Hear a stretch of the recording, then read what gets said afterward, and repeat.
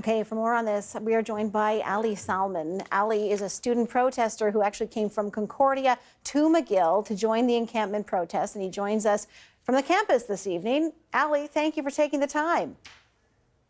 Thank you for having me. I'm here on behalf of the encampment.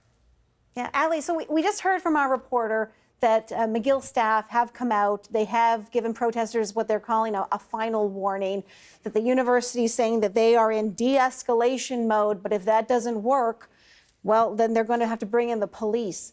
What do you think is going to happen tonight?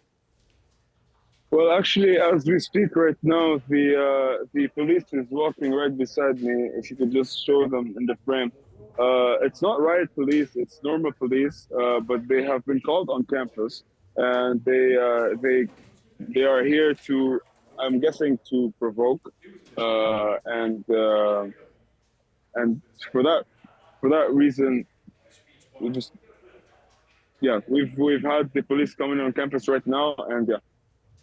It doesn't seem, Ali, at this point that they're doing anything to provoke. How are you and others feeling about the fact that they have arrived? I mean, you were told that they would be. Yes, we were told that they would be, but we also said that we are ready for any situation and any scenario. So right now that they have arrived, we expected something similar to happen. It's just purely provocative, but we are ready for any scenario, and we are here for our demands on that. I actually wanted to point out one thing about CBC framing it as Israeli connected funds. You guys frame it as Israeli connected funds, but it diminishes what we are here for. We are here for mainly to end funds that fund genocide mainly and fund the colonization of Palestinians. When you frame it as specifically Israel connected funds, it does not really describe the case that is happening in a real sense and not in a diminution. Well, I'm glad you brought that up because I want to talk to you about why it is you're there. Now, you're actually a student at Concordia University, but there are students who have come from various post-secondary institutions to McGill, all with the same aim in mind, and that is, as you're saying, not just about the divestment of McGill's or the other universities' endowments, but explain to me what else is on the table for you. So it's basically, as you said, it's divestment from financial deals, maybe with private companies that fund this genocide, or also they might have deals with universities that participate in the research and development of these weapons that are made for the Israeli army to use on Palestinians. So this is our main demand of divestment as abroad. We also have detailed demands.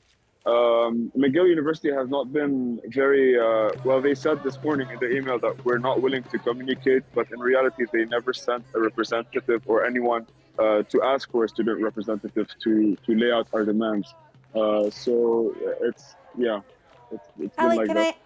Can I ask you, obviously this we'll call it a movement, I guess, of encampments at post-secondary, at universities, sort of began in the United States. At what point did you and other students in Montreal and at other Canadian schools decide this was something that you also wanted to do?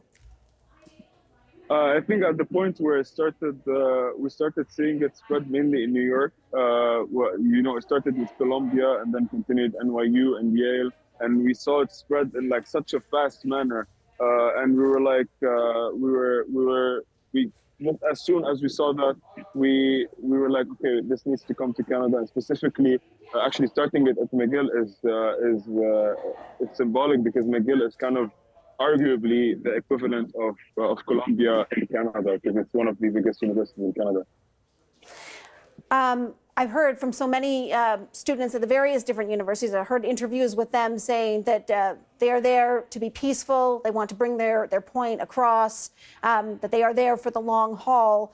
We have heard, and I have to ask you about this because it is troubling to hear from McGill University. They say that there was video evidence of some people using unequivocally anti-Semitic language and intimidating behavior. I am not suggesting that is coming from you, but what do you want to say to those who might be watching who say, well, that's unacceptable?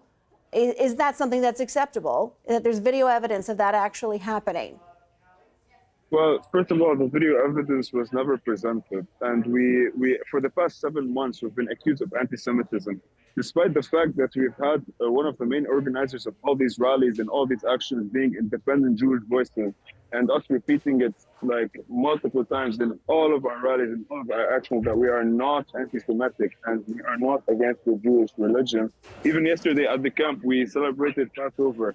We're not here to have hatred on on a specific religion, and definitely not Judaism. We have been accused about that for the past 7 months, and with no evidence whatsoever. And I don't know when it will be. I don't think it will ever be let go of, because that's their only, if you want, their only fake argument against us. That's not even real. Ali, I have to ask, you said earlier you're ready for whatever might come. What exactly do you mean there? Well, we did say that we are staying indefinitely.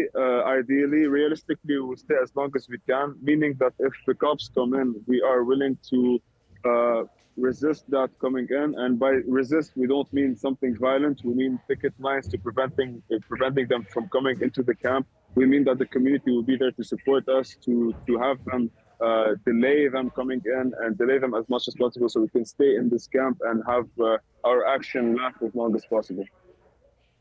Well, Ali, I appreciate your time, and I appreciate you giving us your perspective on things on the ground at McGill University. That is Ali Salman, a student protester who has come from Concordia to McGill to be part of this encampment protest. Ali, thank you very much. Thank you.